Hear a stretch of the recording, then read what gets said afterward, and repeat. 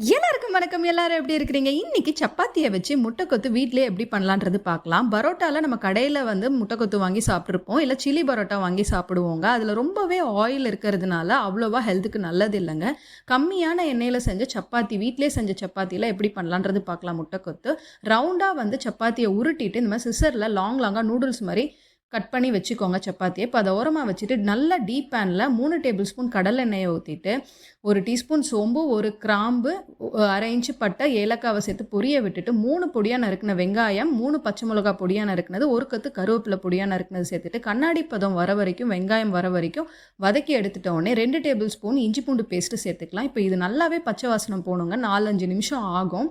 இப்போ அது போன உடனே 2 தக்காளி பொடியா நறுக்குனத அது கூடவே சேர்த்துக்கோங்க.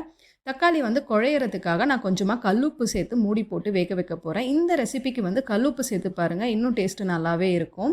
இப்போ மூடி போட்டு ஒரு 3 நிமிஷம் வச்சாலே போதும். மீடியம் ஹை ஃப்ளேமில் தக்காளி குழஞ்சி வந்துடும். இப்போ வந்து 1/2 டீஸ்பூன் மஞ்சப்பொடி, 3/4 டேபிள் ஸ்பூன் வந்து காஷ்மீரி மிளகாய்த்தூள், 1 டீஸ்பூன் நல்ல காரமான தனி மிளகாய்த்தூள், 2 டீஸ்பூன் தனியா பொடி, 1/2 டீஸ்பூன் சோம்பு பொடி கண்டிப்பாகவே சேர்த்துக்கோங்க. 1/2 டீஸ்பூன் கரம் மசாலா. இப்போ வீட்டிலேயே அரைச்ச சிக்கன் மிளகாய் தூள் வந்து 2 டீஸ்பூன் சேர்த்துக்கிட்டேன். உங்ககிட்ட இது இல்லைன்னா நீங்கள் கடையில் வாங்கினா சக்தி ஆச்சி பிராண்டில் இருக்க சிக்கன் மிளகாய் தூளை சேர்த்துக்கலாம். இப்போ நல்லா இதை வதக்கி விட்டுட்டு, இது வந்து மசாலா வந்து பச்சை வாசனை போகிறதுக்காக தண்ணி கொஞ்சம் தெளிச்சிட்டு மூடி போட்டு ஒரு 5 நிமிஷம் நான் இதை விடுறேங்க. அப்போ வந்து மசாலாவோட பச்சை வாசனைலாம் போயிடும். இது ரொம்பவே முக்கியம். இதை பண்ணிவிட்டு அதுக்கப்புறம் தான் நம்ம முட்டையை ஆட் பண்ணோம். இப்போ முட்டையை உடச்சி ஊற்றுறதுக்கு முன்னாடி நடுவில் ஒரு குழி மாதிரி வந்து ரவுண்டாக விட்டுக்கிறேன். இது நான்ஸ்டிக்குன்றதுனால நான் இப்போ எண்ணெய் எதுவும் ஊற்றாமல் அப்படியே முட்டையை உடச்சி ஊற்றிக்கிறேன். நீங்கள் ஸ்டீல் பாத்திரத்தில் பண்ணிங்கன்னா கண்டிப்பாக கொஞ்சமாக எண்ணெய் விட்டு அது மேலே முட்டையை உடச்சி ஊற்றுங்க. அப்போ தான் முட்டை தீயாது.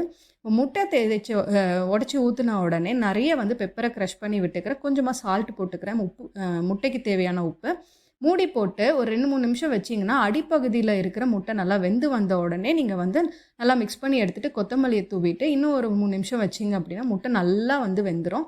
இப்போ சப்பாத்தி நம்ம வெட்டி வச்சுருக்கோம் இல்லையா, அதை சேர்த்துக்கோங்க. இப்போ உங்களோட முட்டை மசாலா வந்து ரொம்பவே ட்ரையாக இருந்ததுன்னா லைட்டாக தண்ணி தெளிச்சுக்கோங்க. அப்படி இல்லைன்னா வெறும் சப்பாத்தியை மட்டும் நல்லா கிளறி விட்டுக்கிட்டு இதை நல்லா அழுத்தம் கொடுத்துட்டு மூடி போட்டு அப்படியே ஒரு 5 நிமிஷம் சிம்மில் இல்லை ஸ்டவ் ஆஃப் பண்ணி வைங்க. அதுக்கப்புறம் நீங்கள் சர்வ் பண்ணுங்கள். சுட சுட சப்பாத்தியில் பண்ண முட்டை கொத்துங்க. இது ரொம்பவே ஹெல்தியர் வெர்ஷன்.